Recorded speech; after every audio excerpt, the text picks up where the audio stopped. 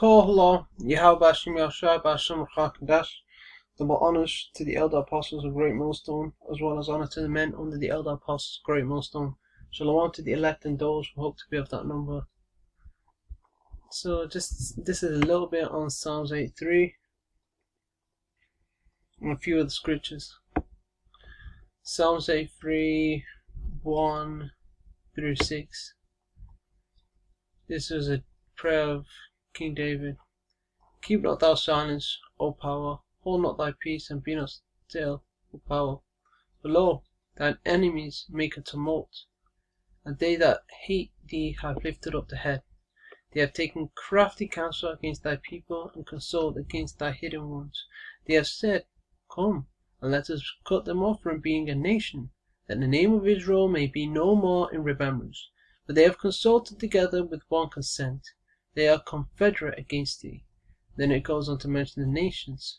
We'll stop at verse 6. The tabernacles of Edom starts with the so-called white man, and the Ishmaelites, the so-called Arabs of Moab, Chinese, and the Hagarenes. Okay, Hamites. Remember, Hagar was a so-called Egyptian. Right, let me start. A tumult, and what you find in verse 2.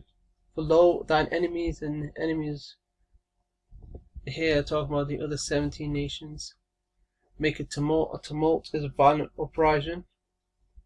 Thy people equals the children of Israel. They're hidden ones, because they've lied and told the entire world that the 48ers, Khazars from the Khazarian Empire are the Jews, when we know they ain't so. The Khazars, the Ish, own all the wealth in the entire earth, and they run the earth, and prophetically speaking, the Israelites would be at the bottom, and the Lord will put them in the Holy Land and all other sorts of scriptures, and they would have eternal life. They would never die. All the weapons of war would have been done away with, and the other nations, they would be in slavery.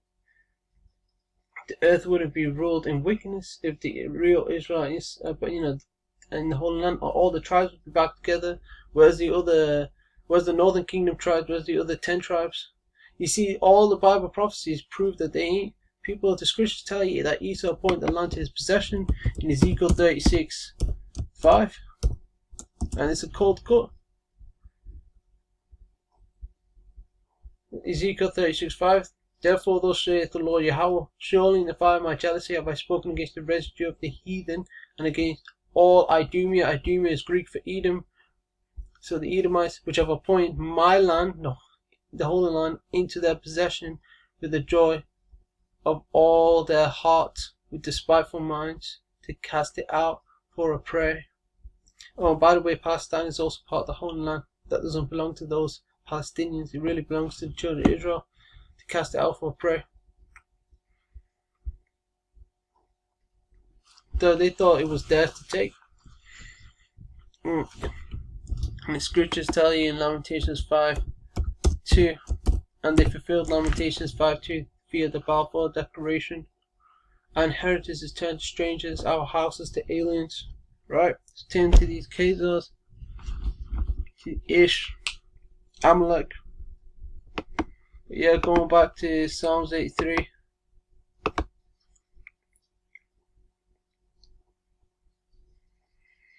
We know they ain't it. And the scriptures say that the Israelites are not known in the streets.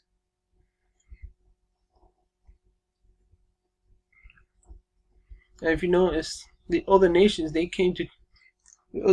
come together against Israel to cut off Israel from being remembrance. And as I mentioned, is that the first one that Esau is the first one that's mentioned. He's at the top of the list. So you can see that this was a concerted, united effort from the other 17 nations. If you notice, it says, "Come, that's the crafty councils." That's these UN councils, these UN meetings. If you notice, Israel doesn't have a place in those UN meetings. You Negroes, Latinos, Native Americans are not in those UN councils. These other nations just want to keep you down. But hey, the Lord is going to lift us up. I mean, meantime, we just gotta wait upon Him, stay in a repentant state, and keep learning, keep studying. I want to get Psalms 34.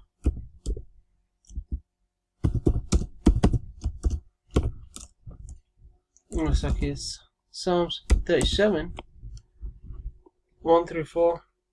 Fret not thyself because of evildoers, neither be thou envious, jealous against the works of iniquity, for they shall soon be cut down like the grass, and wither as the green herb. Trust in Yahweh Hashem Yahshai, and do good, so shalt thou dwell in the land, and verily thou shalt be fed. Delight thyself also in Yahweh, and He shall give thee the desires of thine heart.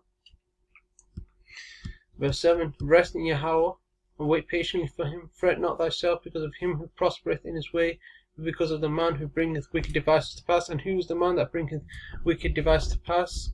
Edom, so-called white man. Verse 9, I'm going to jump to verse 9. For evildoers shall be cut off, but those that wait upon Yahweh, that's ultimately the elect, they shall inherit the earth. So verse 7, He is the one who brings those wicked devices to pass. But yeah, I'm gonna leave it there. Hopefully this video was edifying. Until next time, Shalom.